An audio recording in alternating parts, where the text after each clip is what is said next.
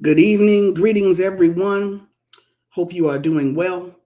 Come on in, have a seat so we can get down to this business that we need to talk about tonight. My name is Thandisizwe Chimurenga, and this is Rootwork on the Black Liberation Media platform. Over the weekend, Donald Trump went through with some of his campaign threats to place tariffs on China, Mexico, and Canada. 25% tariffs on Mexico and Canada, 10% on China. Those tariffs were set to go into effect at midnight tonight, i.e., Tuesday morning. Since that time, we know that Trump has placed a 30-day hold on that action against Canada and Mexico. I wasn't able to check to see what's happening with China, but a 30-day hold, i.e., tariffs will go into effect March 1st. I'm sure that there are some conditions attached to that.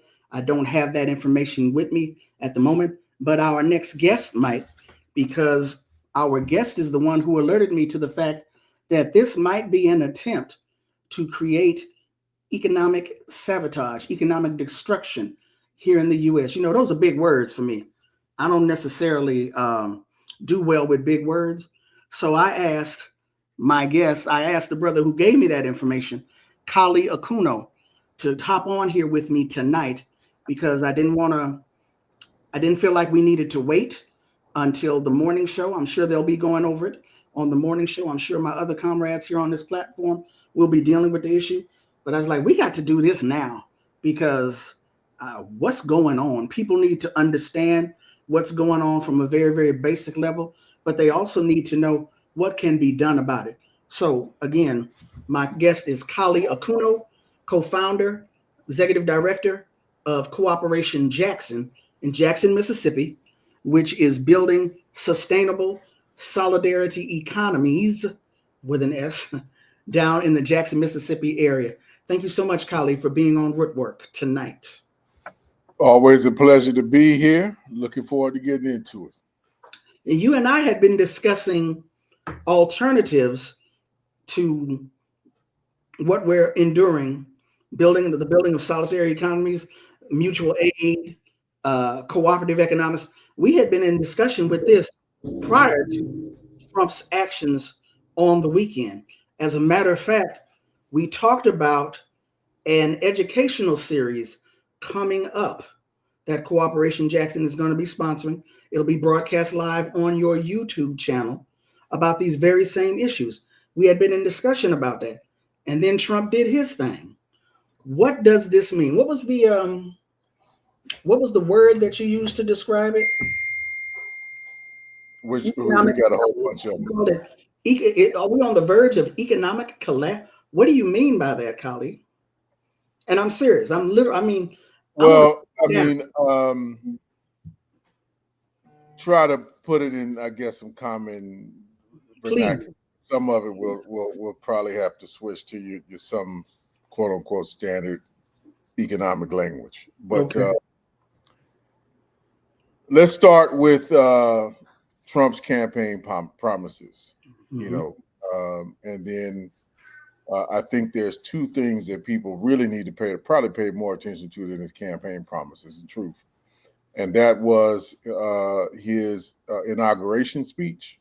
Mm-hmm. And then basically a few days later, about 5 days later, probably the most important speech I think he's ever given, Mm-hmm. at least in my opinion, which I think laid out the fullest articulation of his vision and strategy, was the televised kind of broadcast, because he didn't go over to Europe for Davos, but the speech he gave at Davos. And Davos, for those of you who don't know, is a conference where the bourgeois elite, the ruling class, gather to discuss world policy and make open and backdoor deals.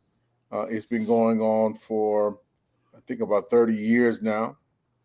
It's in Switzerland, And some of you may know it because the World Social Forum, which grew out of the World Trade Organization. It had precedents before that, but the announcement of it came in 1999 Right. on the heels of what many call the battle in Seattle, the World Trade Organization, and the protests that corresponded, and social movements from Brazil and Europe, mainly attacking, and La Via Campesina and the MST, the Landless People's Movement, really called for a global response. And they chose the January date when most of those social forums were. And that started in Sao Paulo, Brazil, where the Workers' Party, the PT, was in power at the time at the local level, not at the federal level now, at least. Lula, who represents the Worker Party, is the president. But they were just in that regional head and doing some transformative work at that time. And they called for this World Social Forum to be a counterpower to Davos. Mm-hmm. Now, getting back to this, why I'm citing all this and even going into some of that history. Donald Trump laid out a clear vision for his golden age. The clearest vision of his golden age. Mm-hmm. And the tariffs that he unleashed are just one component, right, of the tools in the toolkit of utilizing state power that the United States government can and does wield to try to bring the world to heel and to get it to succumb to its dictates. Mm-hmm. These are commonly used. The Biden administration used many of them, so I want folks to be clear about that. Almost every president, every commander in chief, so you understand who they really are and what their role is, have used these on one nation or another. But this particular set of tariffs were designed to hurt first allies, so-called allies of the United States, Mm-hmm. a warning shot to the world about the level of compliance that the Donald Trump regime is demanding that everybody do to fall back in line and get back under the what many used to call the Washington consensus, but basically just succumbing to U.S. Imperial control, what many people call hegemony, and to basically just get back in line. But there's a broader aim to this that what this is aiming for, and we need to be clear about that. And that really is, this is a prelude to really going to war with China. And he is advancing that agenda.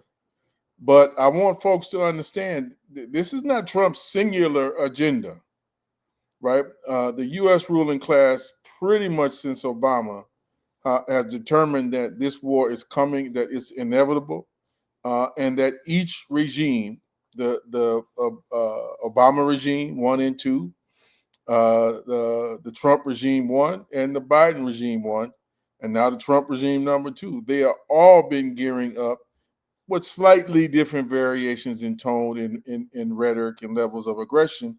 But they've all been gearing up for this kind of inevitable war, right? Like, who is going to control the world?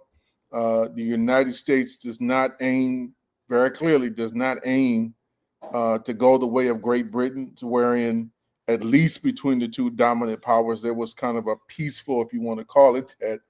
I don't think the Russians would agree or the Germans would agree, but there was somewhat a peaceful transition from the United Kingdom, right, running the world, being in the kind of the pole position, if you would, and they surrendered that wholeheartedly in the course of World War II. And the United States became the dominant nation in World War II and set what was called the rule-based order with the institutions of the United Nations on the one hand to run the politics, and the institutions of Bretton Woods, on the other hand, to moderate economic development, trade, balance of funds, payments, all those different things. And for folks who don't understand what the Bretton Woods institutions are, just going over that, that's the World Trade Organization, which is the newest member. It used to be the General Agreements on Tariffs and Trade before that, and that was negotiated over a 50-year period.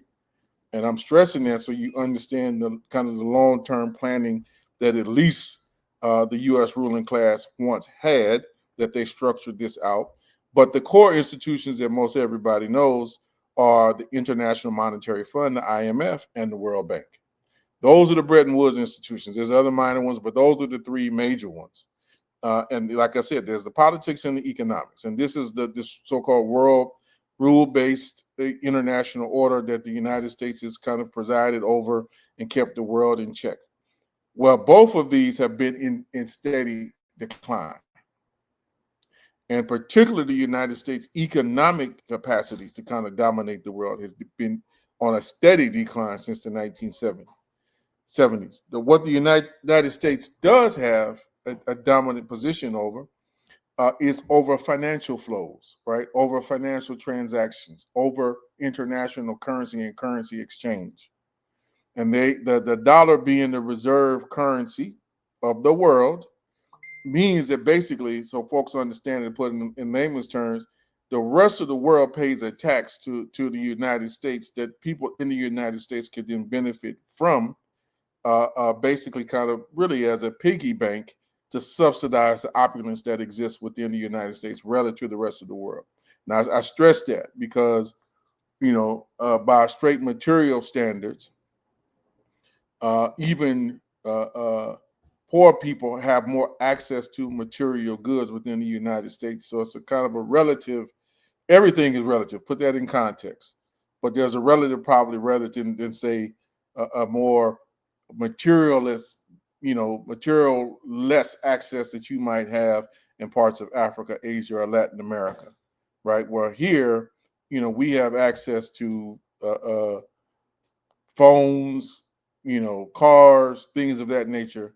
And we got to understand how I'm citing this so folks understand what being in the kind of the heart of the world empire, what kind of material benefit it offers. Not to everyone equally. Don't get me wrong by that, by any stretch of the imagination. But by just virtue of being in this, decadent place in this Babylon, we have more access on account of the U.S. basically robbing and stealing from the world with almost every transaction, not just military, but with every transaction to extract resources from the rest of the world, bring them here, concentrate and hoard them. What Trump is saying. So, because I'm looking at the media, and the media is emphasizing this quote unquote temporary pain that Americans might have to bear, the various goods, services, but mainly goods and sectors that are going to be quote unquote hurt if tariffs go through, and how they're going to pass it on to quote unquote the consumer. That was all the doom and gloom earlier today. And then we had the quote unquote stay of execution, if you will, against 30-day. Be clear. Everybody should be right. 30-day against Mexico and Canada. And we'll see what it is that I guess we're going to assess it at the end of 30 days. But the media is talking about these, or should I say, the media has given the appearance of being concerned with these quote unquote bread and butter, meat and potato issues. Well, that's what I'm talking about global domination, world domination. But that's what I was trying to go. So, because see,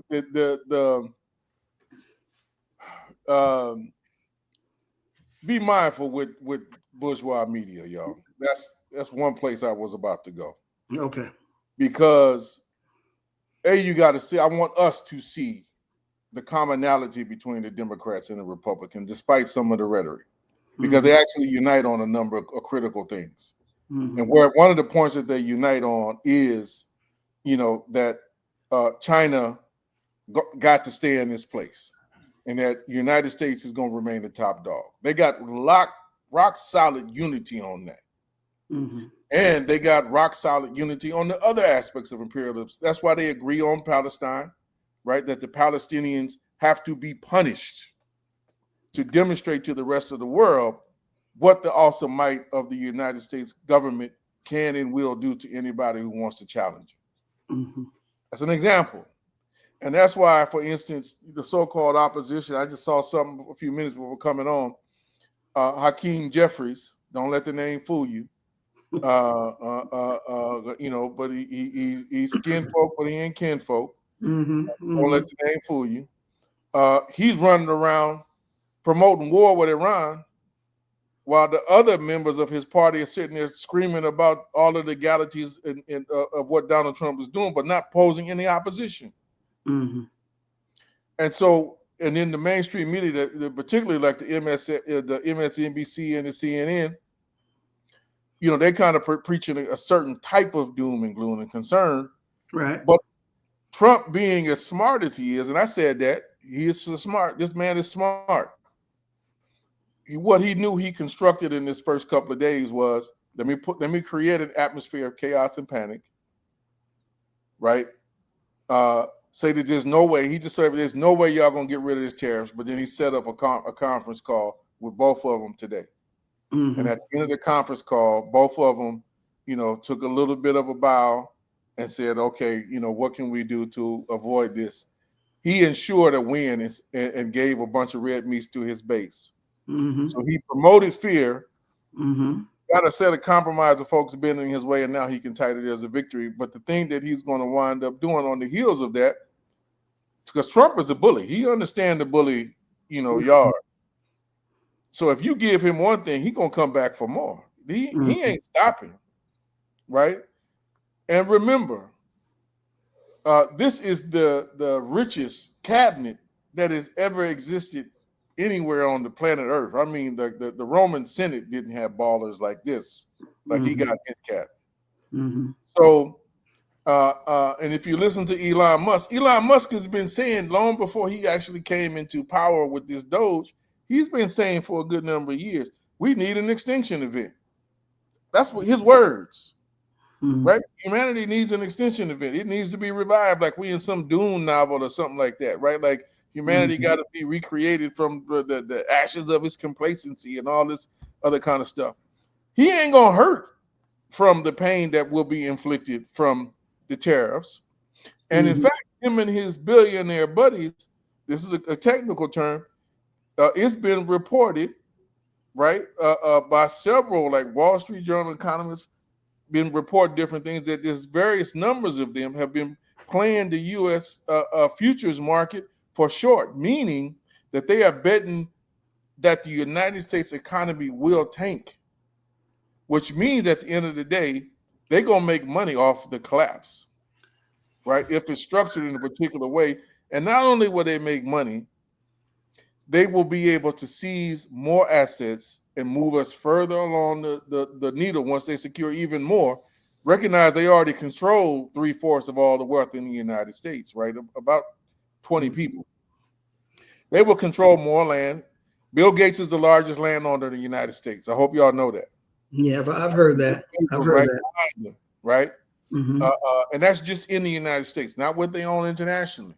Mm-hmm. What they own in the United States, which is a bunch of prime farmland. They've been accumulating this for years. Ask yourself why and for what, right?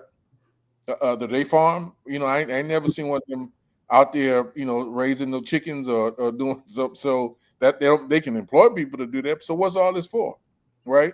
Mm-hmm. They all planning on going to the moon or going to Mars, and building spaceships in reserve. Bill Gates out there, promoting who knows what in what the hell's kind of vaccine, promoting, meat processed chicken extract is meat all over the world. And the folks that he is kind of gearing up and taking this advice, who was taking the short betting against, again, they're not going to hurt. But what they are planning on and what Trump is promoting is saying, yeah, the United States will hurt a bit, and it'll hurt, working class people for a bit, or the middle class, as they like to talk, for a bit. But what he's aiming on is that all of the corporations that see the United States as its primary market, that they will pull their factories out of Mexico, out of you know Canada, starting with those two, put them back in the United States to ensure a productive base is reborn here, and that jobs go to high-paying jobs or some level of job, wind up going back to quote unquote Americans, and that will be usher in the golden age. But it's a narrative of the world, which is why I started Tandy. I'm going to come back to it. Why I was starting with the history, because his narrative of the world is one in which, the United States was the top producer in the world, and somehow it just kind of slipped, right? As well as the military power. He thinks this is the 1950s, and he's in for a rude awakening in having to recognize at the end of the day, the rest of the world is not dependent upon U.S. production, and it's growing less dependent upon the regulation or the domination of U.S. financial flows. Like, despite all of my criticism of BRICS, that's the alliance, for folks who don't know, the alliance of Brazil, Russia, India, India. China, Yeah. South Africa. Mm-hmm. One of its main currencies as an economic alliance. It's not a political alliance, it's an economic alliance. And one of the things that they all agree upon is that they want to end the domination of the dollar and are moving in that way. And so if you look at all these different moves, Uh-huh. right, and why I'm talking about this is a whole piece around China. China is the heart of BRICS. Mm-hmm. That's the other behemoth, the other real rival. Okay, but let me jump in and cut you off because I'm slow. That's why I asked you to come on the show. These people are threatening economic collapse of the United States of America so that they can bring the rest of the world to heel to the United States of America, but not really the United States of America, a particular class that is running the United States of America. So the tariffs, raising prices, this tax on these countries, all the goods coming in from these other countries, whether there's a March 1st deadline or not, threatens to raise the prices of those things that folks in America need, use, want, etc. And this is to because they mad at China and want China to step off. You're not going to run the It's world. not just mad at. It's not just mad at China. But they're willing to destroy, quote unquote, parts of the U.S., if not half of the U.S., through this manipulation of the economy, so that they can be on top. Absolutely. Understand that very clearly. Absolutely. That's what this is about. But now they've threatened Canada and Mexico, and they've backed down, quote unquote, for a minute. We'll see what happens in March. Where are we right now today? Like I said, I don't even know if he called China on the phone, if China hung up on him. I don't know what happened. Where are we now with this? Well, we need to look at what he did part of this before during his first term, and study very clearly what China did, y'all. So he wound up losing part of that war the first time with China. And China's prepared. They knew this was coming. So don't think the Chinese are foolish. Okay. But are unprepared for this in any fundamental way. They are. So China hit back with tariffs of its own. Right. And then they pulled out of being a major importer of raw goods from the United States, particularly agricultural products, soybeans, corn, rice, catfish, things of that nature. They pulled back. They moved their sourcing of all those items primarily to Brazil. So Brazil sources them now, not the United States. All right. And so they never came back after those tariffs. And to keep people satisfied to a degree, those farmers satisfied who lost that, who were primarily all in Trump country, mind you, Trump had to subsidize them for years, right, during his term to kind of keep them at bay. And so when you look at some of the aspects of the kind of the judo that he did during the Biden administration, he was able to flip the script around this inflation, is a result of Biden's bad policies. No, it was the direct result of the policies and this type of economic warfare that Trump himself tried to orchestrate the first time around. And then the other piece was that they had to ramp up spending to deal with the COVID pandemic during his administration. And it took a while, right, for the quote unquote market to adjust to the supply crunch, to the collapse of the oil market that happened during the beginning of the pandemic. Y'all remember in like February, March, February, basically February through April of 2020, they were giving away oil, literally, right? The price of it had dropped so bad that they were just giving it away. And you had all those ships during the pandemic that were just sitting out idle at sea for months, right? So this wind up having kind of a ripple effect. So all of that crisis around inflation preceded the Biden administration. And don't get me wrong, I ain't no fan of the Biden, the Democrats, the neoliberal policies. No, I ain't trying to defend them at all. I'm just trying to cite a certain level of facts so folks are clear. All right. So China is going to adjust and has been diversifying, getting ready to assume its position relative to being the top dog. They not really blinking on a certain level, and they have over the United States. So there's this notion that it's a deep rival, and maybe politically to a certain extent it is. I don't think so. Beyond we can talk about that another day, but China's rise is a direct result of the neoliberal orientation of the economic order the United States pursued since Richard Nixon. That's what people got to understand. It's directly tied. Now, the Chinese did something brilliant because they had something that almost no other nation in history had, right? As a result of how they decided to kind of build their communism with Chinese characteristics, as they call it, right? So, two things to understand about China for folks who are listening. When Mao and Zhou Enlai and those folks, signed that agreement with them, they did so on the basis of two things. Number one, China had no debt. Think about that. Had no debt at the time to anybody. When you say when they signed what? What are you talking about? They signed a pact, basically a peace agreement. In Nixon went to China and opened up the Chinese market for basically U.S. investment, and that is when the United States started to ship all of its industrial productive capacity, right, over to China to exploit the Chinese workforce.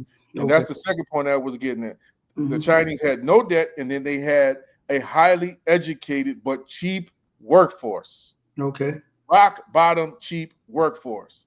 And that meant that they could replace, our parents. So people understand, your and my parents, who were the industrial core of the United States in the 1950s, 60s, and 70s, right?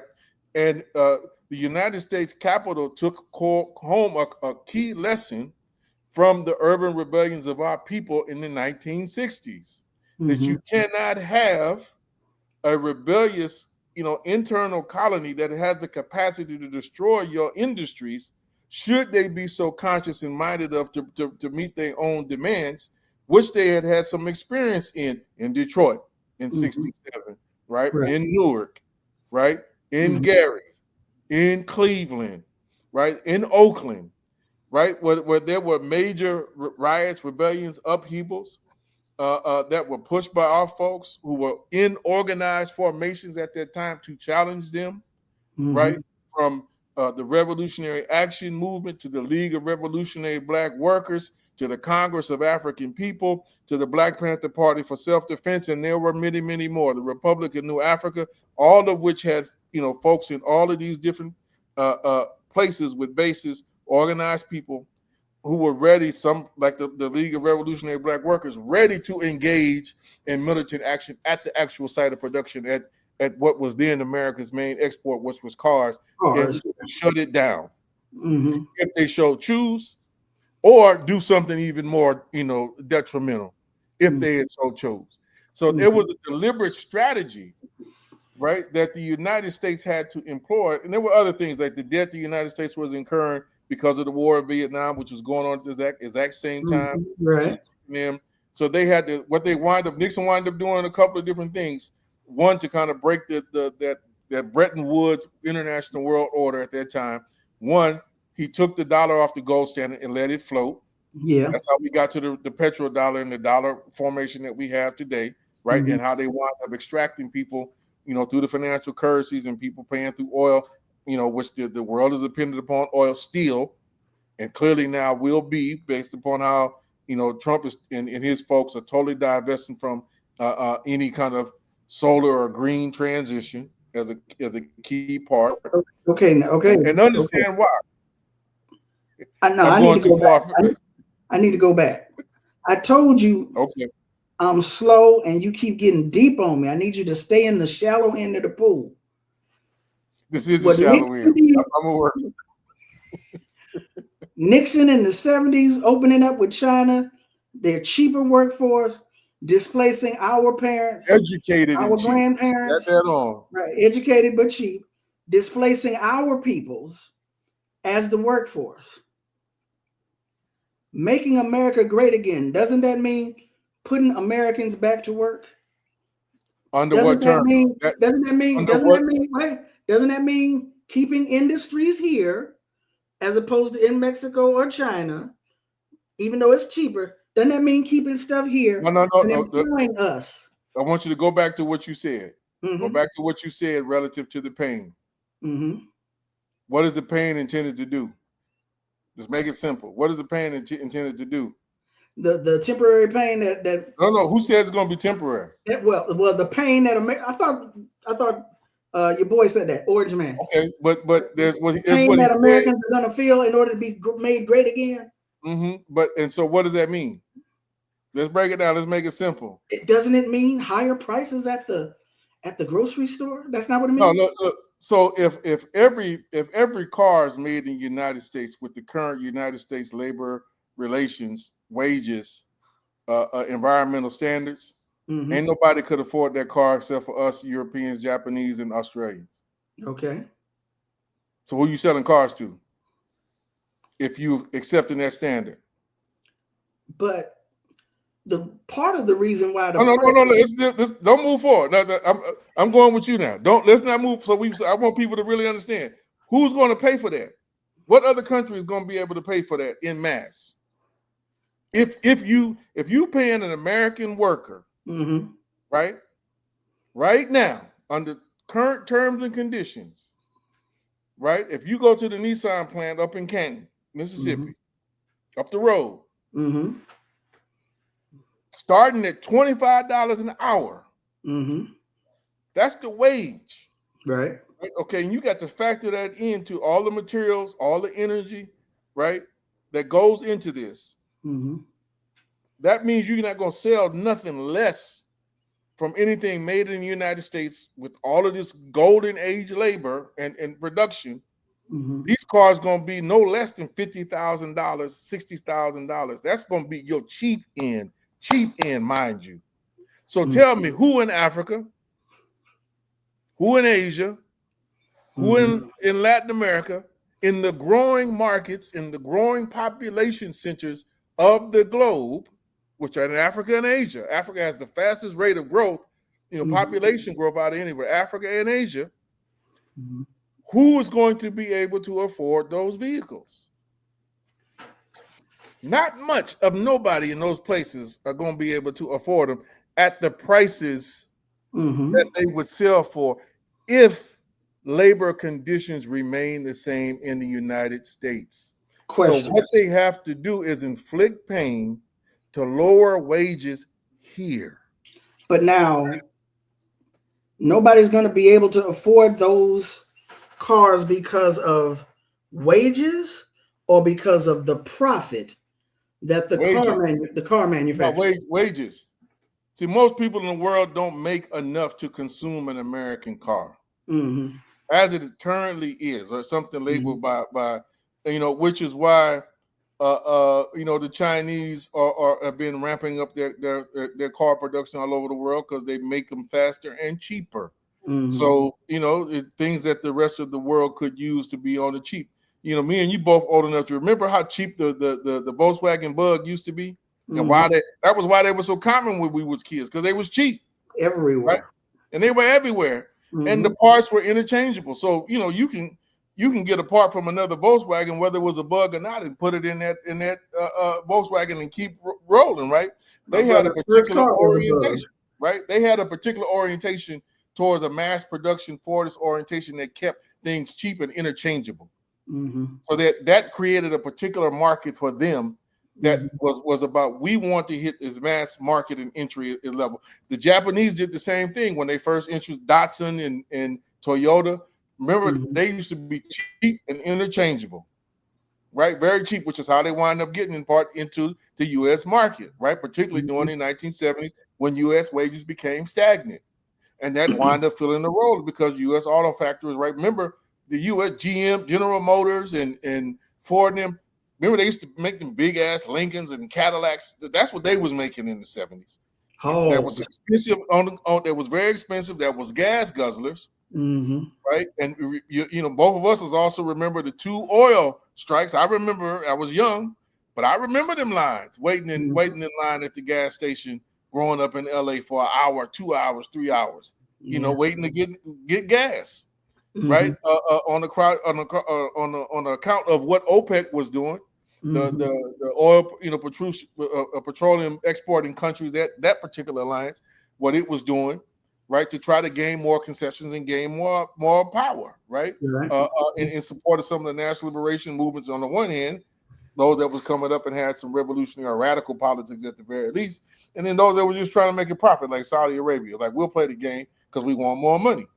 Mm-hmm. So we old enough to remember that, but you got to put all that in a particular context. And so this whole thing about, again, they're not idiots. People need to understand that these folks are not idiots. Elon Musk, he didn't create Tesla, but he knew what it was when he saw it, and he knew Mm-hmm. to buy it because that's what he did. He bought Tesla. Tesla was already in existence. He Mm-hmm. captured somebody else's dream and just had more finance and then a better marketing scheme. That's all that Mm-hmm. really was with almost everything that he's been involved in. But he ain't no dummy, Mm-hmm.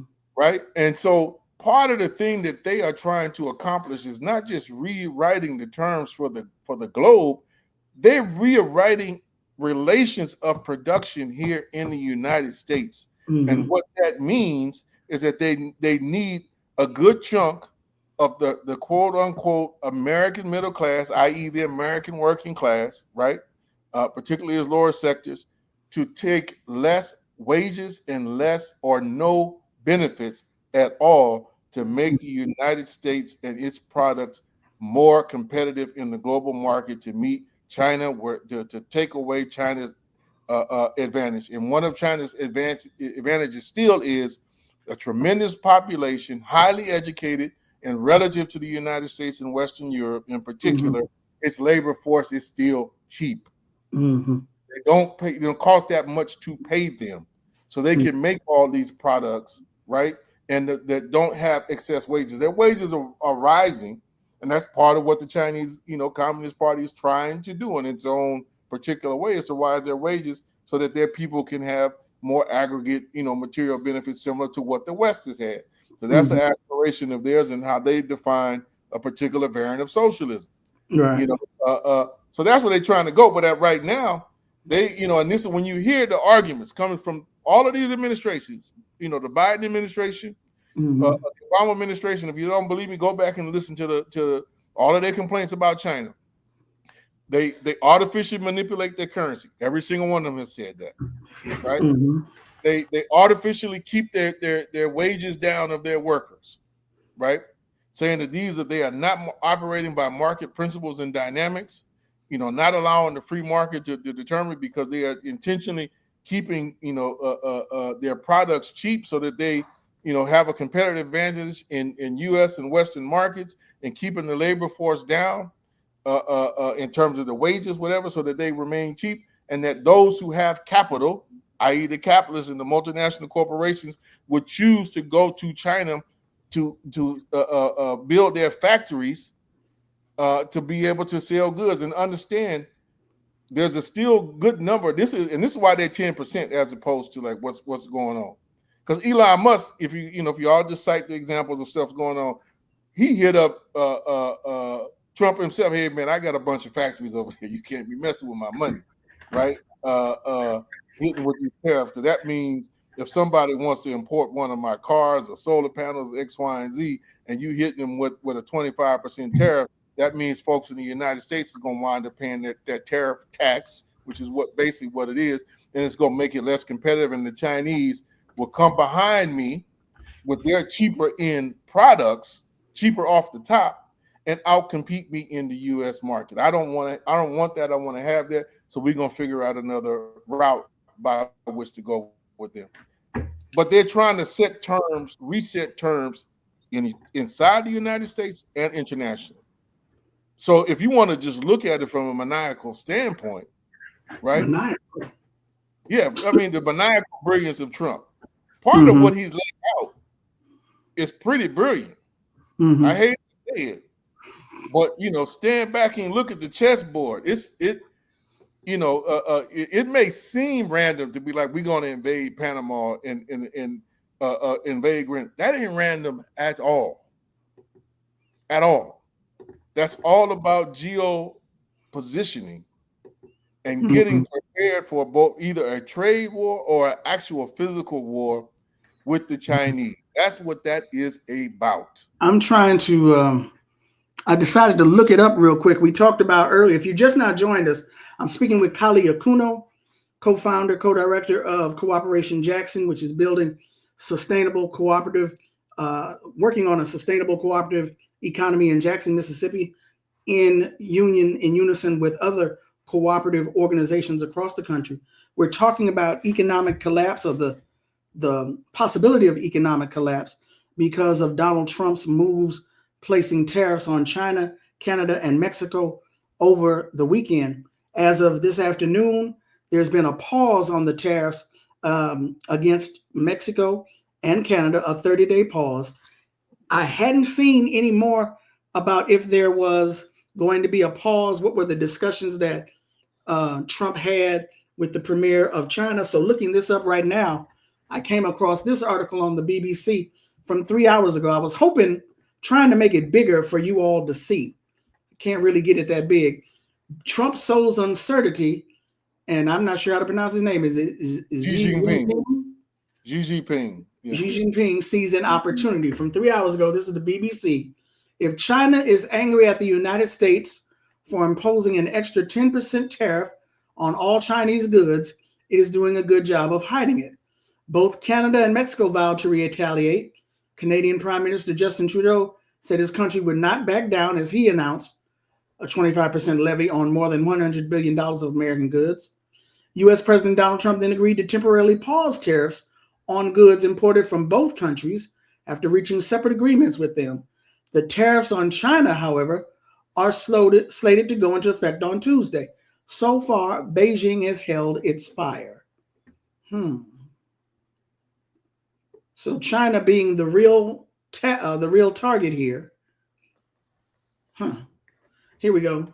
Xi's win-win as America retreats. President Jinping may also have another reason. He may see an opportunity here. Trump is sowing division in his own backyard, threatening to hit even the European Union with tariffs, all in his first month in office. His actions may have other U.S. allies wondering what is in store for them. In contrast, China will want to appear a calm, stable, and perhaps more attractive global trade partner. There it is, Trump's right America there. First policy will bring challenges and threats to almost all countries in the world. From the perspective of U.S.-China strategic competition, a deterioration of U.S. leadership and credibility will benefit China. It is unlikely to turn well for China on the bilateral level, but Beijing will surely try to make lemonade. What were you saying, Colleen? No, whoever wrote that summed it up. China. If I was China, I'd do exactly what I think she is doing. I'd be sitting there playing cool and look at what they did in Panama, Mm-hmm. right? So while Rubio was in Panama threatening the Panamanians, Mm-hmm. right? China sent their ambassador over there too, and was just like, hey, let's do more trade, let's do more, let's do more exchange. What can we help you with? How what you need, right? So they saw an opportunity and opened and basically pounced on it. Like, if you want to go act the fool, threaten everybody, and if that's the only tool in your toolkit, then you go ahead. And I'm gonna roll out the red carpet to everybody. Let's trade, let's be friends. You'll get a better deal over here than mess with them folks, up the street. I'm not finding any news about if Trump had a conversation with China the way he had a conversation with Mexico and Canada. I'm not seeing anything about it. No, like I said, the Chinese got no reason to panic. And remember, they've been through this Well, I before. understand they have no reason to panic, but if Trump is trying to bully somebody, you're not gonna call them up and say, "So what y'all gonna do?" No, because China don't have no need to back down, right? Mm-hmm. And they've already. This is the point I want people. They've already demonstrated in practice. You threatened us before, and you tried to bully us the last time, and it didn't work. Mm-hmm. And not only that, we found more people to play with as a result of your ignorance. As a result of you taking your marbles away, Right? We found some Acting like new your people to marbles. play with, and they're happy. Right? They nice to be doing a trade with us and making soybeans and sending us catfish and beef and pork. They happy. They don't have no problem with it. They said, bring it on. How many more you want? Want them out. The part of it is unfortunate in the global scheme is terrible because you got more deforestation of the Amazon and the Patagonian region, which is not good for climate change. So there's some consequences, but within the normal, play of economics, Mm-hmm. they like, look, every door you close, there's more people willing to open up a new one. Okay. And if you're gonna keep threatening your friends gonna have to start looking at, all right, well, I don't know if I can trust you. Mm-hmm. I don't know if this is stable. I'm not sure what you want, what you can do. And Justin Trudeau laid out a good speech, good point. If you listen to his speech and some of the policies, they saying like, okay, look, well, we're gonna have to find some new trading partners, Mm-hmm. right? Like, so we don't want to lose the United States, but if with you at the helm, we it's now very clear to us we're gonna have to find some new people to play with. Mm-hmm. So, this may backfire on the empire. I'm not gonna lie to you. I hope it do. Mm-hmm. I hope But if it doesn't, a whole if bunch of it pain. if But it doesn't backfire on the empire, and the pain that they're talking about is not, or should I say, it's more than just quote unquote consumer prices going up, the prices of goods being passed on to consumers. The pain is the restructuring of the U.S. labor force, the restructuring and the depressing of wages even further of the U.S. labor force. Wages, working go ahead. conditions. I want to lay it out. Wages, working conditions, right? And benefits being restructured. So, you go to work, cut off your finger. Good luck getting any support, right? And then with all the benefits being stricken, good luck going to the hospital and making it out of there without losing your whole arm. Without losing something To be else. able to pay for it, right? Or a kidney.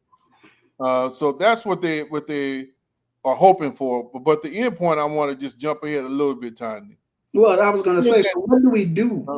What is it that we can do? Because I want folks to be clear that this is a gamble. Mm-hmm. Trump and at least a section of the ruling class are taking a major gamble. Mm-hmm. Right. And that's part of the reason why he got elected and part of the reason why, all these tech giants are allied with him. Mm-hmm. Because the other component of this is there's a whole race that folks need to understand. There's a race to who's going to be the first one to actually create AI, artificial intelligence, right? A new singular consciousness. Who's going to control that? And that race is between the United States and China, right? There ain't nobody really on the field playing in that arena. Mm-hmm. And China just dealt a major body blow. It wasn't a kill shot, wasn't a knockout shot, but they put one hell of a body blow on them last week, or a week and a half ago now. It's all moving so fast, I'm losing track of time. I think it was a week and a half ago now, when the DeepSeek dropped, and they proved to the world that they don't need all those fancy chips in Taiwan anymore. Mm-hmm. Right? They don't need to spend billions of dollars, to develop these programs, Mm-hmm. and they can put it out in an open source platform for everybody to replicate and use, so that there is no further potential for a monopoly on this type of technology, which is what the companies, all the tech giants want, right? The techno-feudal lords is what they want. That was a major war shot. Understand it as that. Understand it. Like, warfare takes on many, dimensions, and that was a major one. And they timed it out like, okay, we know you about to drop this major investment, to the tune of a couple of trillions to support, all those billionaires who stood up there with you and are now part of your cabinet. They waited till right after that to be like, yo, we got something for you, right? And then tank their market, the largest loss of any corporation in history, single one-day loss, devaluation. And now, because of the open source nature of it, people from India, from Korea, South Africa, Ghana, they could all download that and play with it. And so what they were trying to do, and what they got a little heads up on, was building the infrastructure. And so something that I was pointing out to Saki last night was the United States has a leg up in that the old cable that they used to run, the old telegram zone, and then the internet cable.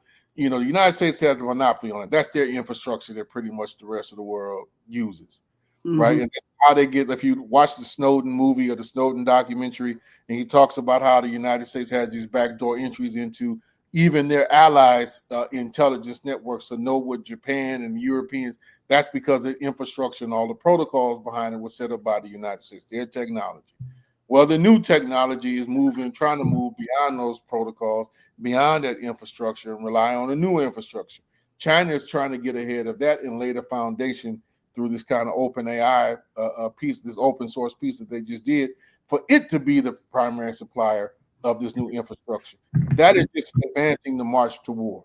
So I want folks to understand that's just a major piece, right? And BRICS, right? In the currency. So the other shoe that's going to drop probably in a couple of months from now is Trump trying to punish everybody who's looking to get off the U.S. dollar and be dependent upon the U.S. dollar. So get ready for that one. That one is coming. All right.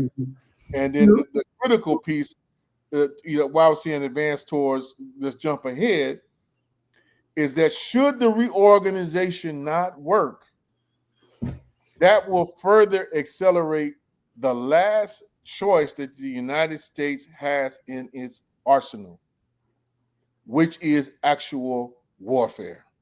All right. So if should the reorganization not work, both domestically and internationally, the last option will be try to force a rearrangement through military means, which brings me back to the genocide that we have all witnessed in Palestine and what that was about. And what it ain't just because they want the Palestinians compliant. That is true. They don't want them there. They don't want them to exist. That's Democrats and Republicans. Be clear about that. Right? Be very clear about that. And I hopefully all the evidence is coming out now. More will come out. I think we know, but leaked out. Biden, that was Biden's war from start to finish, right? Did it Benjamin Netanyahu? Did it benefit the Israeli right? Absolutely. But that was his call, right? That was his piece. And he's, still pursuing it regularly. In fact, listen what again, I would cite what Jeffries was saying, or has been saying these last couple of weeks, supposed to be opposition, that he wants to go after Iran and take out Iran's leadership for regime change. This is what he's talking about when he should be supposed to be protecting you from fascists. This is what he's running around talking about right now. And the other one is talking about, that we got Hamas on the run. We need to punish them, if not extinguish them. That's what they're talking about. So you understand what the unity and what this is about and what the recourse is. Anybody who dare challenges at the end of the day, we're going to turn your country into a parking lot. Mm-hmm. Most of the world's countries, they can do that to, but they can't do it to all of them. Mm-hmm. China is one that they couldn't do that to, right? And if China could build in more allies, right, this is going to make it real tough. So this is a serious gamble that they are taking, but it speaks to the level. I want folks to understand all of your argument. Speaks to a level of desperation of the U.S. ruling class. Yeah. How threatened that they actually feel to be able to wreck their own system, though. The things that they put in place, they are wrecking and destroying. And listen to the president of Mexico. She just brought out, like, what you are trying to change a set of agreements that you set up with the last president just 6 years ago. Right? You trying to break the terms of NAFTA and the renegotiation that you set up. So she's calling it out like, wait a minute now, this ain't got nothing to do with fentanyl. This ain't got nothing to do with all this other rhetoric. This is a power grab, plain and simple. And you willing to inflict pain on us and your own people in order to amass power. That's fundamentally what this is about. They don't give a shit about people in the United States suffering, going hungry. They don't care. Folks need to be very clear about that and act accordingly. So you sent me this link, this map. I'm just now seeing it. I don't remember at what point you sent it, but I at least wanted to acknowledge it. Firing back at Trump in the trade war with tariffs aimed at his base. On the left is the map where China's retaliatory tariffs threaten American jobs the most. On the right, this is from the New York Times. On the right, it says it looks similar to one showing where voters backed President Trump. So not to get bogged down into that. Again, I'm just... No, I'm glad you picked that. I sent this to you when you were bringing up the piece around China. Okay. And I wanted to show to folks why China in part is not concerned, but we're going to go into this in the building fight in the first one. Okay, well, let's talk about building a fight. I always use this map as a starting point, talking about the building fight formula and what I think we are trying to achieve. So I want everybody to look at this map. And this is in response, China's response to the first round of tariffs that Trump issued on them. I think it was in 2017, right? And they responded a week later with tariffs that hit these particular areas. This is in October of 2018. Okay. 2018. So this was a targeted strike.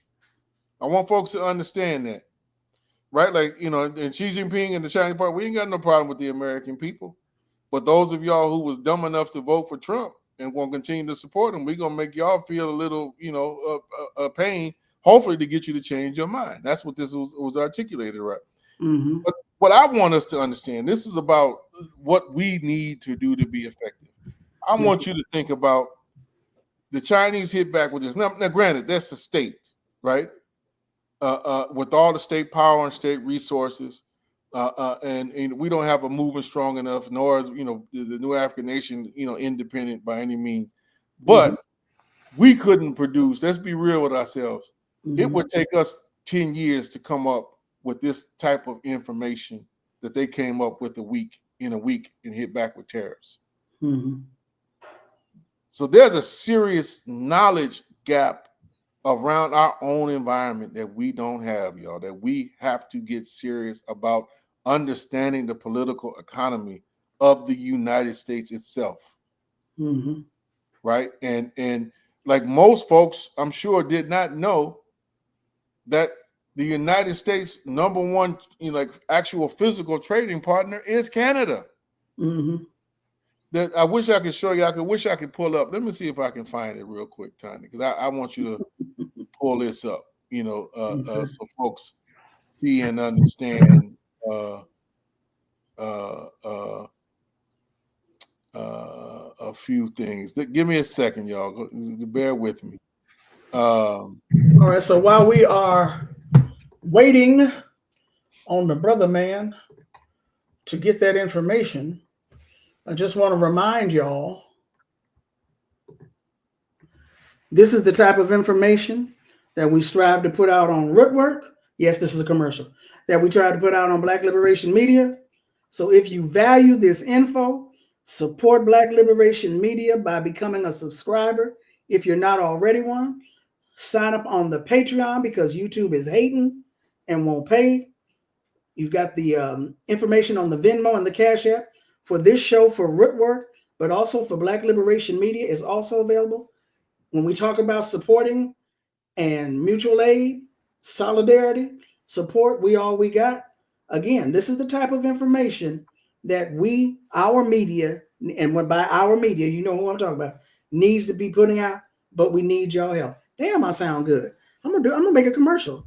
Do it again. We'll put that on a video and we can be playing. This is the type of work we need to be doing, and we need your support. Please support us. Cash App, Venmo, Patreon. All right. What was you going to say, Collie?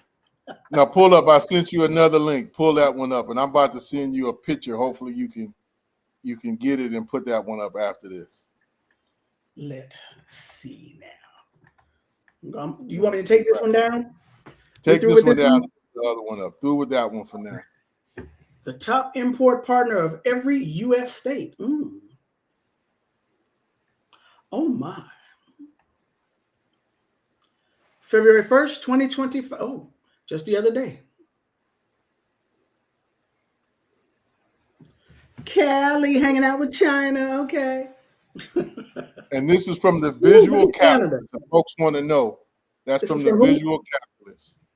The Visual Capitalist? The website called the Visual Capitalist. Put it on. I would suggest that everybody, put it in your save of links for education purposes. They have some good maps and information.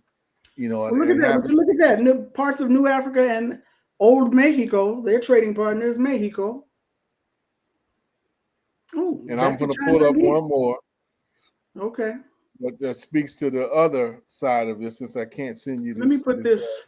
Let me go and put this in the chat for folks. The Visual Capitalist, I believe. Yep. So that's in the chat.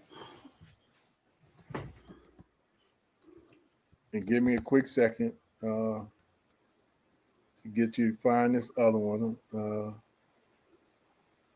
So let's see. That's Mexico. Who's Indiana is Indiana's India, really?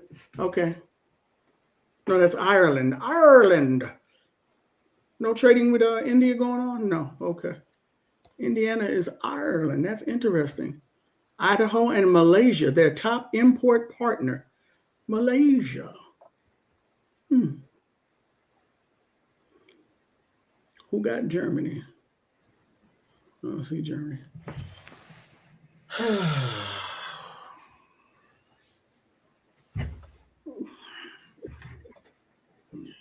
What else you got for me, sir? I think this one may have a little paywall behind it, y'all. Give me a second.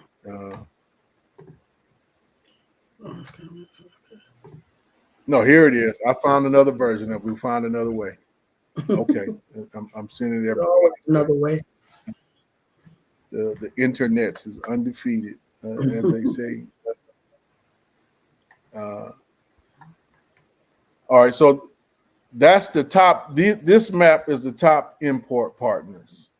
Mm-hmm.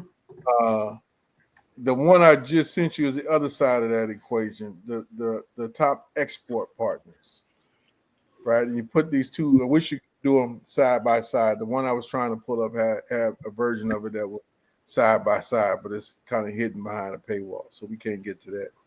But the other one just comes from a Reddit source. But you could find it if you can get behind the paywall on Business Insider and look it up. Export trade. And so we need to figure out, we should have,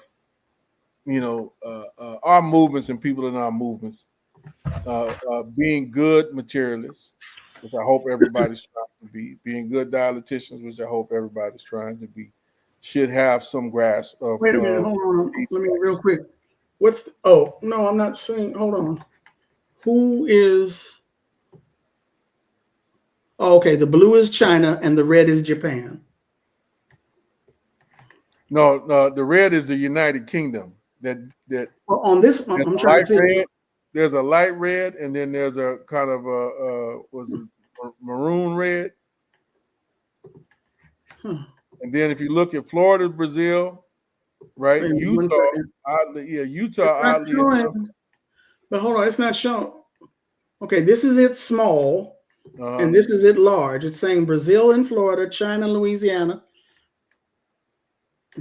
Okay, it looks all this. Okay, all right. They almost mirror each other. There's the imports and exports almost mirror each other. Yeah, but the biggest export trading partner. This map is dominated by Canada. Look at that. Yes, I see the blue. Yeah. These colors, these reds are bleeding together. But yeah, I see you. Yeah, right? Dominated by Canada. Most of the traditional Southwest. Texas, New Mexico, Arizona, California, Mexico, right? And then you got Kansas and Nebraska also dominated by Mexico. And then Utah is the United Kingdom. And I think over there in that corner, the red corner over there, which is what Connecticut, that's Germany, right? Export. So this is knowledge we should have just in general, to understand, capital flows and how they impact our lives. Who's employing us, why, what interests do they have? How does it relate to our interests, etc. On both import and export. What goes in, what goes out, what's produced and why, and whose interest does it serve? These are some fundamental knowledge that we should all have. And it's diversified because this is, it's more diverse than this is just the largest, right? And the thing we got to understand is what they say trading partners is actually more complex because largely what you registered is where is the business, where does this home address, like where do they pay taxes to, right? So the folks who's doing this exports in this business, they paying taxes primarily in Canada, or at least a part of their business. But they factories could be in the United States. Their factory could be in South Africa. It doesn't, like the nature of the global production pieces, like some of the stuff that you've been listening to the videos, just about car production. To make a car, they send parts. They'll send engine made over in Asia, send it over for a shell to be placed in Canada, ship it to the United States for a part maybe of its transmission, send it back to Canada, for some the tires, and then send it finally back to the United States to be sold in the United States. Like but the company that made that, let's say is General Motors, that done took place. This production assembly done took place in 4 different countries. That I just cited, and they pay some tax all along the way, but the main taxes on that are probably sheltered somewhere in the Cayman Islands, right? So that they don't even have to pay taxes, even though the business, or most of it, even though the business is registered in Detroit, Michigan, right? So we got to understand the complexities of how this thing's work, how the wealth industry, the wealth protection industry works. And how folks, the rich, avoid paying taxes hardly, and these corporations hardly pay no taxes at all. Through tax shelters, we need to understand that. But in terms of, Kyle, let me cut you off because it's going on 8:15. I was going to say, in terms of dealing with the pain, talk about build and fight. I'm also number one. I got to do some plugging for us. We're gonna be doing this again through a series of things throughout the course of the year. This is a lecture series, if you want to call it that. Going to make it as interactive as possible, but as detailed as possible as well. But the first one is going to be February 11th. So next week, Next week. They're going to be going over that next Tuesday. So a week basically from today. Check us out. Okay, that's going to be on the Rootwork. Intro. That's going to be on the Rootwork and Cooperation Jackson YouTube channels. Now, Cooperation Jackson is Jackson Rising. If you're not subscribed to Cooperation Jackson's YouTube channel, Jackson Rising, please, let me put it in the chat. Please go do that.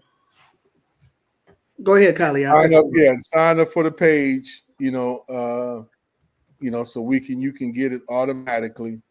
But here's a fundamental piece. I'm just going to break it down because we'll talk about it in some more detail, right? In terms of being our people in our communities being able to withstand the shocks that's coming, because this is just one. There's fundamentally 6 core things that we definitely encourage folks to do. Number one, begin to start planning out in your community to engage in massive mutual aid exchanges. This means, first and foremost, starting to get to know your neighbors and what your neighbors' needs are, and be able to articulate very clearly what your needs are. What resources, skills, and talents do you have that could be utilized to exchange to support others in need and to meet collective needs? So mutual aid is our starting point, right? And you in LA, y'all dealing with the fire. I've been hearing some great examples of communities coming together to do mutual aid in response, to what's going on, where the government support is completely inadequate, insufficient, too late, too little, and folks having to rely upon themselves to at least during this first initial wave of kind of dealing with the shock and the trauma, being able to provide shelter, food, transportation, medical supplies, basic care work, to each other. Those are fundamental things. We need to scale that up and get it organized immediately. And we need a response, I'm telling you now, that's going to be not only similar, but ultimately will likely have to dwarf by the end of the day what we saw the first year of the pandemic, when there was massive response around people organizing mutual aid, food distribution, medical distribution, mass distribution. All those different things are going to have to scale up. So put that on your radar and start getting organized for that right now. Okay, that's the first thing. The second pillar is collective food production. And that is more than a notion, but it's something that's going to need to happen now, because once these tariffs particularly kick in, and that being buttressed by the hunt for the farming workforce in the United States, which is largely migrant labor, as folks either get deported or continue to hide out in fear and not show up for work, not being able to work in the fields or work in the slaughtering houses or the packing houses. That means that there's either going to be nobody to do it, or they're going to have to bring in another source of labor, i.e., quote unquote, those with papers or citizenship, who will, actually demand wages and have legal recourse to get their wages. That means the price of food is going to go up. So get prepared for that. So I would encourage folks to start growing in your homes and growing in your community. Whatever space you have available, start with that. You have to take collective action, however, to do anything on a communal basis. So I know, like in Los Angeles, a lot of folks, there's yards in LA that people say in San Francisco, New York, may not have. But there's a good number of parks and other things available. Those need to be converted into full public space. That folks have to plan this out, because it can't just be every person for themselves, but we have to plan out the food production in line with what we are what knowledge we are ascertaining from the human need, from the communal needs that we get from engaging in the mutual aid work. And why these are in order, let me say that now, why these are in order, because they build upon each other. And the piece around the mutual aid, if we are doing it and doing it right, we begin to understand what the actual needs are, particularly the caloric needs, and we can start doing some planting and planning around meeting those needs, so people don't starve. So that's a piece as to why that one's next, and these two kind of form the base. The third one is where it begins to become more challenging, but of a necessity has to happen, right? We have to start controlling the places where we work. We put it that way. And that has to be a prelude to us owning and controlling, and dare I say, seizing the means of production to be able to meet our needs. All right. That's not going to happen in any other fundamental way. Because as the price for foodstuffs go up, the price for everything else is going to go up too. So, the basic kind of appliances that you may be able to depend upon, won't be accessible. You're going to have to rely upon one of the things that's further down, tool lending, library, skill, banking, all those different stuff to be able to meet a kind of planned catastrophe that I would argue these folks have in mind. All right. So, and to the extent that you can, take over, unionize, and start direct these to meet human needs rather than meet profit, that's a critical step towards that direction to be able to meet our overall needs. And we're not just talking about, material goods. We're talking about things like hospitals. We're talking about things like school, daycare, all these different things that require collectivized work to be able to meet our needs, that we're going to need to have a critical level of control over. And put this in mind, one of the things we didn't even touch on today, Thandi, is, these folks are talking about straight up eliminating the Department of Education. Yeah. Right. Yeah. And think of the impacts of that will have both on the funding of education in this country. And despite what you may think about the public, I know it's a bunch of black folks who, rightfully so, have criticism of the public school system, and there's plenty to criticize there. But the material condition of the vast majority of our people means this is the only place that our children can go that we can afford, because we don't all have the luxury of having a stay-at-home mother or a stay-at-home father or a stay-at-home grandfather or grandmother. That's not a luxury to most black working class and other people. So the public schools, play a particular function and role that are right now a certain level that I think we have to defend. That's for another piece. But us being able to control them outside of the dictates of what the state is either going to mandate coming down in terms of banning books and all those different types of things, we need to be in a position to fight back and make sure that these institutions meet the needs of our communities. Absolutely. So that this worker control is essential to that. Worker self-organization and worker control is not an abstract thing. You need it for food. You need it for, all types of production on every level. So that's a critical piece. And then we have been promoting, folks turn them into cooperatives and or convert them into cooperatives, right?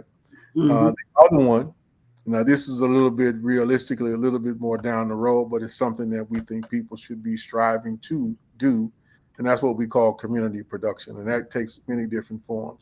One of the forms is that we encouraging folks to do is engage in learning the skills and techniques employed through digital fabrication, which is more than just 3D printing, precision cutting, laser engraving, all those different types of things to be able to do. There's a good book, be able to create almost anything by Neil Gershenfeld. Look that up. I would encourage folks to read that.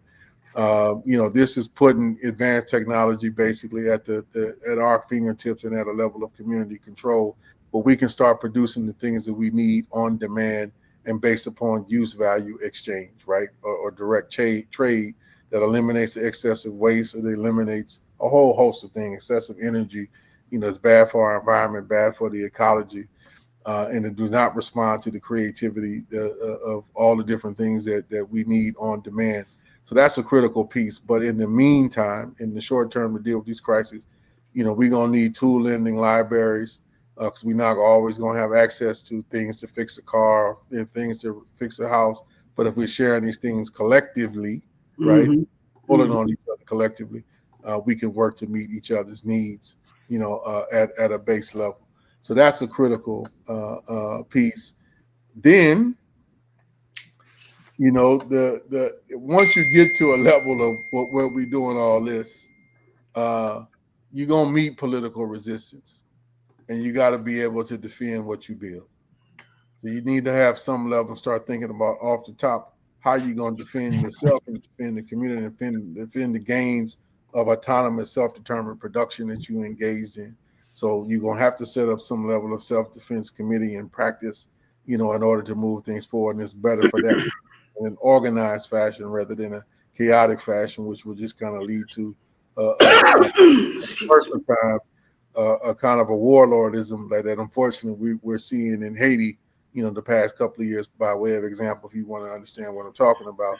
And all societies can and will quickly degenerate to that point if conditions necessitate. So don't fall into any form of American exceptionalism and thinking that can't happen here.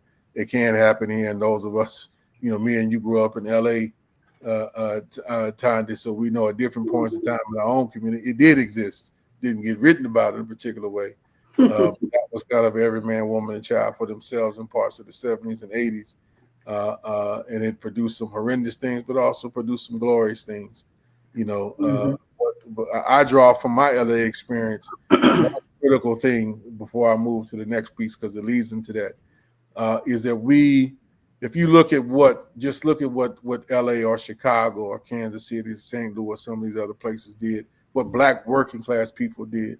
Now they may have engaged and do engage in sometimes antisocial behavior, predatory behavior, but there's another side to that, which is organization being done without people demanding or dictating, but it being coming spontaneously from the class to meet its needs. And I cite that just to tell people, don't ever say that, oh, we can't organize this or we can't organize. That's bullshit. You see it in your community every single day. You just might not recognize it as one particular form that's doing everything you want. But the example that it does exist speaks to what we have the capacity to do, and we got to fight for it. Now that leads us to the last point of what we want to articulate. All this, if it's going to be done in a manner that's not chaotic, it really has to be planned and coordinated. And so whether you want to call them people's assemblies or planning councils or popular assemblies or whatever, you need to pull people together to make collective decisions Mm-hmm. around how the goods and services that we are, taking on, if you follow this path, taking on to create, how these things are going to be distributed in an equitable manner, Mm-hmm. to make sure that nobody's left behind, right? And that those who choose to engage and choose to make the sacrifice to be involved, that they are taken care of. That needs to be planned. Cannot just be rely upon total spontaneity. Otherwise, things will fall to the crack, and we kind of replicate certain aspects of exploitation that we don't want to reproduce. I don't believe so. And the Mm-hmm. last critical piece, these are activities which are about care, but we want this to go someplace. At least I do, right? And that is for a broad transformation of this empire, right? Mm-hmm. And it's, we trying to, part of this program is articulated. It comes on the heel of, how do you start building people's, both productive capacity, but build relationships in an era where organizations in our community have been utterly gutted and or destroyed, particularly the political ones. So this is Mm-hmm. kind of how do we begin to engage that to meet our needs, but we have to be clear about what we're striving for, which is Right. unity, number one, but we also need to be striving for self-determination. And I would argue we need to be striving for a socialist transformation of this empire, to flip the script on it, if you would, to enable it to all these different things that humanity has accumulated by way of knowledge collectively. And what do I mean by that? So, you know, on the one hand, for instance, I have a fear of AI. I have a fear of it because who controls the technology and how it's used.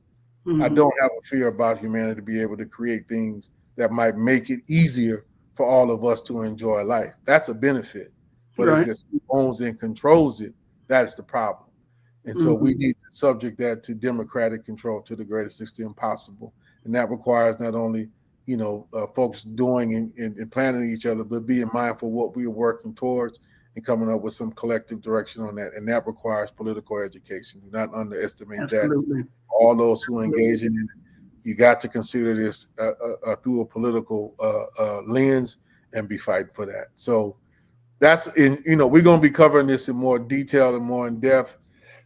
I'm in part, using this to share just information and things that we've kind of accumulated through, or at least for me, I'm gonna speak for myself personally in this.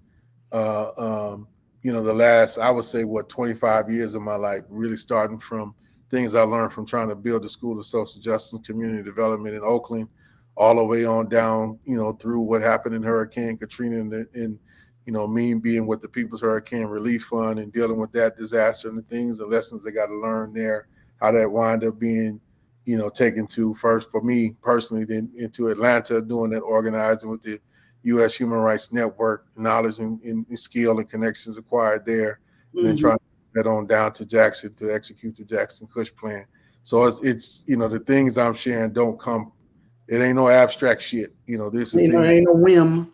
Come up trying to assess. And I'm not claiming by any stretch of the imagination this is the answer, right? I think it's part of an answer that we need to construct collectively, but just want to share and put it out, and hopefully people can pick it up and advance on things, take it the next step further than what we've been able to do in Jackson. That's the point. That's the intent. Because we need folks. We can't existing in an island by itself. We too vulnerable to be destroyed, bombed out, burned out. And believe me, our enemies have full intent on doing it. They don't hide that by any stretch of the imagination. So, we need to be prepared. And part of that is, folks building up their capacity and base in every community where we got people so that we can federate, and create our own, supply chains, value chains, and our own political federation, to be able to flip the script and create ultimately what we need. So we're going to be laying that out. Hopefully everybody can join us for the first full one. That's just going to be an intro and kind of full of, making the argument in more detail, some of which you heard here. So you got a little taste of it. But definitely join us on the 11th. So that's February 11th. I believe that. What time is that? We starting at 6 o'clock my time, 6 Central Time. So that'd be 4 o'clock West Coast time, 5 o'clock Mountain Time, 6 p.m. Central Time, 7 p.m. East Coast. 7 p.m. East Coast time.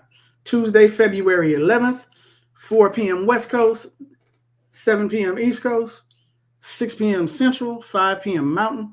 That's on the Cooperation Jackson and Rootwork YouTube channels. The Build and Fight formula, something that can be done to beat back not just this latest threat from the tariffs, but the entire system that has created this latest threat. I want to thank you, Kali, for jumping on here real quick. I want to thank all of you who have tuned in. I want to thank you all who have made donations to support this media. No, this person did not get up here and say, "What did I miss?" Go back and press play after I end the broadcast. But I want to say this also. In addition to supporting Black Liberation Media, this platform, through the Patreon, through the Venmo, through the Cash App, this is really your media. This is the type of information and the type of programming that we need to have on this platform.